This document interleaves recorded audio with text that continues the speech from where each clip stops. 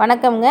இன்றைக்கி நம்ம பூரி, சப்பாத்தி, இட்லி, தோசை, சாதத்தை கூடலாம் சேர்த்து சாப்பிட்ற மாதிரி நம்ம இன்றைக்கி பட்டாணி உருளைக்கிழங்கு குருமா தான் செய்ய போகிறோம். ஃபஸ்ட்டு நம்ம கடாயில் ஆயில் சூட் பண்ணிக்கலாம். அது கூட நம்ம தாளிப்புக்கு 2 பட்டை, 4 கிராம்பு, ஒரு அரை டீஸ்பூன் பெருஞ்சீரகம் பொரிஞ்சிருச்சு. இப்போ நம்ம இது கூட 2 வெங்காயம் கட் பண்ணி சேர்த்துக்கலாம். வெங்காயம் இந்த மாதிரி கொஞ்சம் பெரிய சைஸில் போடுங்க. அது கூட நம்ம 2 பச்சை மிளகாய் சேர்த்துக்கலாம். பச்சை மிளகா வதங்கிட்டுருக்கு. இது கூட நம்ம ஒரு கொத்து கருவேப்பிலை சேர்த்துக்கலாம். இப்போ இதையும் நம்ம நல்லா வதக்கிக்கலாம். இப்போ இது கூட நம்ம கட் பண்ணி வச்சுருக்க 2 தக்காளி சேர்த்து வதக்கிக்கலாம். தக்காளி சேர்த்தாச்சு. இப்போ இதை நம்ம நல்லா வதக்கிக்கலாம். தக்காளி நல்லா வதங்கி வரணும். இது கூட நம்ம வதக்கிறதுக்கு கொஞ்சம் உப்பு சேர்த்துக்கலாம். உப்பு சேர்த்து வதக்கும்போது சீக்கிரமாக வதங்கிடும்.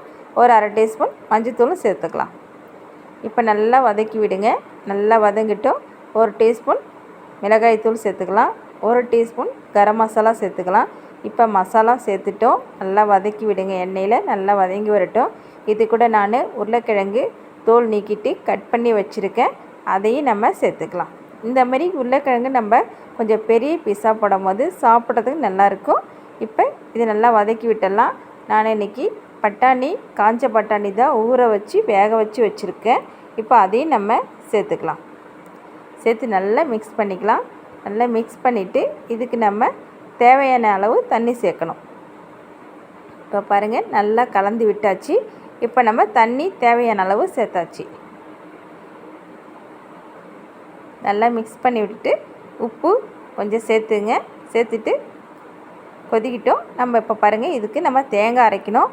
நான் ஒரு அரை மூலி தேங்காய், அரை டீஸ்பூன் பெருஞ்சிருவோம் அதையும் அரைச்சிட்டேன். இப்போ பாருங்கள், குருமா நல்லா கொதிச்சிட்ருக்கு. இந்த டைமில் நம்ம அரைச்ச தேங்காவை சேர்த்துடலாம்.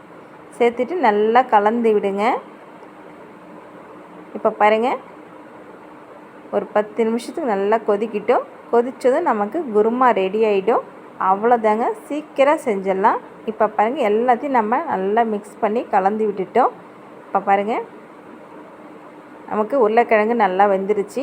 குருமாவும் நல்லா கொதிச்சிட்ருக்கு. ஒரு 10 நிமிஷத்தில் நமக்கு குருமா ரெடி ஆகிடும். நம்ம ஸ்டவ் ஆஃப் பண்ணிடலாம். அவ்வளோதாங்க. இந்த மாதிரி நீங்களும் ட்ரை பண்ணி பாருங்கள். ரொம்ப டேஸ்ட்டு நல்லாயிருக்கும். நம்ம சாப்பாட்டோட சேர்த்து சாப்பிடும்போது அவ்வளோ டேஸ்ட் நல்லாயிருக்கும். பிடிச்சிருக்குன்னு நம்ம சேனலை சப்ஸ்கிரைப் பண்ணிவிட்டு கமெண்ட் பண்ணுங்கள். பக்கத்தில் இருக்க பெல் ஐக்கன் ஆன் பண்ணுங்கள். அடுத்த வீடியோவில் பார்க்கலாம். ஓகே, பாய்.